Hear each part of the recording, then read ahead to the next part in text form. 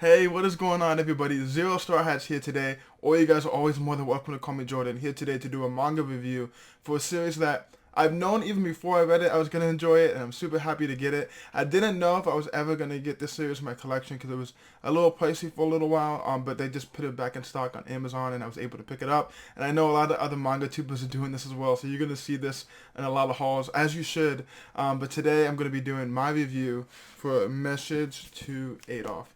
And this is a series that I'm very excited to talk about. Let's just not waste any time. Let's just go ahead and get into the review. I will say very quickly, though, that the first half of this review will be very non-spoiler, and I will give you a warning when I do want to talk about some kind of the spoiler things that happen towards the end of the series. So go ahead and stick around, and we'll get into it. Alright, guys, let's go ahead and jump into what this story is about. I think the first thing that obviously pops out when you hear about the story is, well, Adolf Hitler is on the cover of it, and I didn't really ever expect I'd be reading a manga centered around Adolf Hitler, but I will say they do it in a very good way. What this series is about is pretty much about three people named Adolf. The first one is Adolf Hitler, and then there's another two Adolf characters that you'll meet later in the story.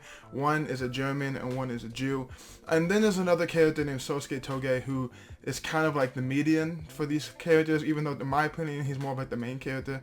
And it's really just about the time in World War II and these very important documents that get found that can really change the future of the war, and the story of trying to get these documents to the people they need to, and as far as some other things that happen, but that's kind of like the main premise of the story. But I think that what makes this story so amazing and so necessary to read if you're a manga collector is just how realistic the series is when it comes to the World War II times. Like when you read the series, you automatically feel in that period, and they do a really good job at showing you that very early on. This series spans from before World War II all the way to a little bit after World War II, so there's a long gap in between this series, which is really good.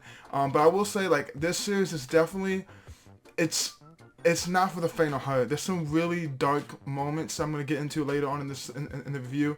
But I will say, like, this is like, if you're new into manga and you like only read shonen or shoujo or something like that, even seinen, like, this series is pretty dark in ways that not any other manga is like, just because the realism, I don't know if that's even a word, but the realism of this manga, because this stuff really did happen. It was terrible, and someone like me, I'm a history buff, man. I'm so into this stuff. I know everything what there is to know about World War II and the Civil War and many, like, I'm just really into history.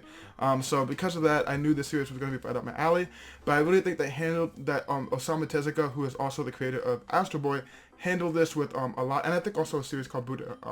But he handled this with a lot of respect, a lot of dignity, a lot of care. And I think that when you handle a series like this, you have to handle it very carefully, because it can very easily go the wrong way and come back to bite you. And maybe in some ways it could. If reading the series, it's definitely very dark, but it's very enjoyable, and I think it's a must read. Definitely, personally, a top 5, maybe top 10. No, definitely top 5 manga for me. I love it. One of the things that I really enjoyed about the series, and I think that made it super enjoyable, was how they integrated things that happened in World War II that I'm not going to get super into, because if you're not like a really huge into knowing about World War II, some of these events you might some of these events in between the big events you might have not known about, so I won't talk about them. But those events that did happen, the way they introduced them into the story was really interesting, and they did it in a way that had a lot of real moments, but also they did it in a way where the characters fit into those moments, which I thought was really cool.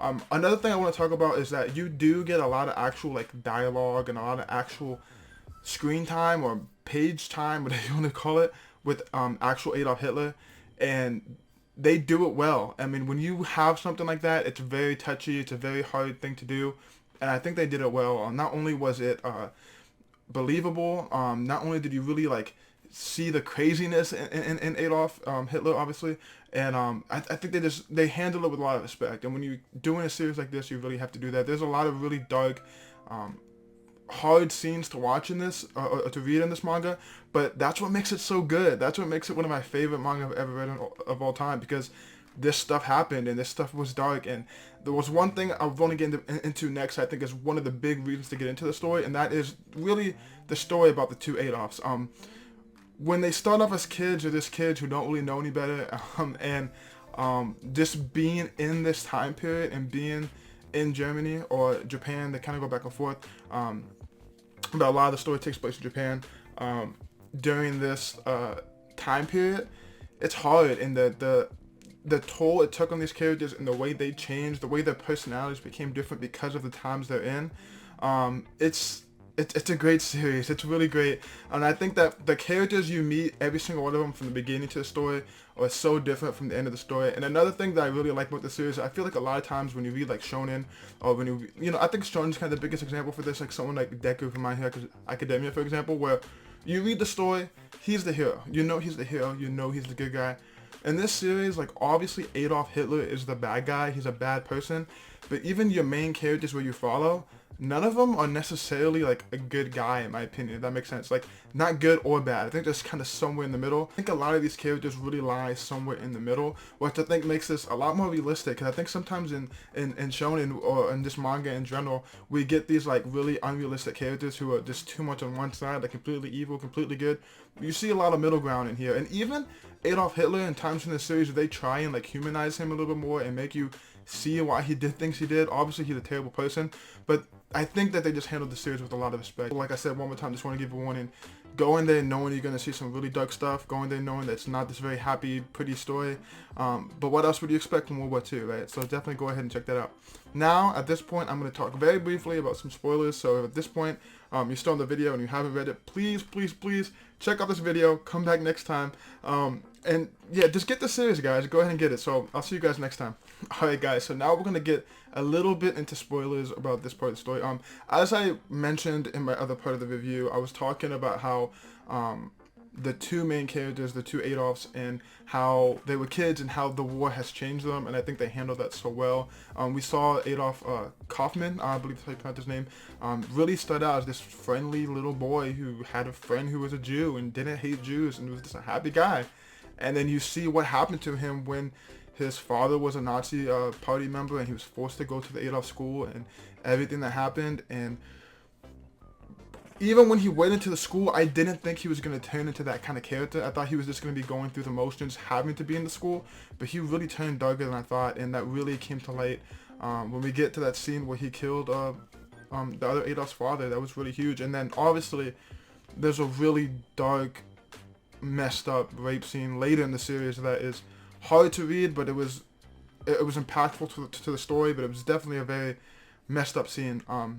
But yeah, I think that what really made this series so great for me was the two Adolfs and how they went, how they kind of juxtaposed each other, I guess is the right word, and it was just really great to see those two characters and the way everything kind of happened with them. What I really enjoyed is how they even went past World War II to the stuff in Israel and seeing them fight. I think the way that it kind of ended was a little bit like manga-esque, the way they were able to have a one-on-one showdown. That kind of sounded like a little far-fetched to happen in real life, but overall I think that they handled that very well. And Adolf Kaufman really turned into a bad guy. But even Adolf Camille really went a different way too. You know, he had to end up joining the war, and it seems like he became a good soldier and killed a lot of Israelis as well. So definitely a dark series, and definitely not the way I was really expecting those two characters to end when I read the first chapter, but that's what made it so enjoyable to me.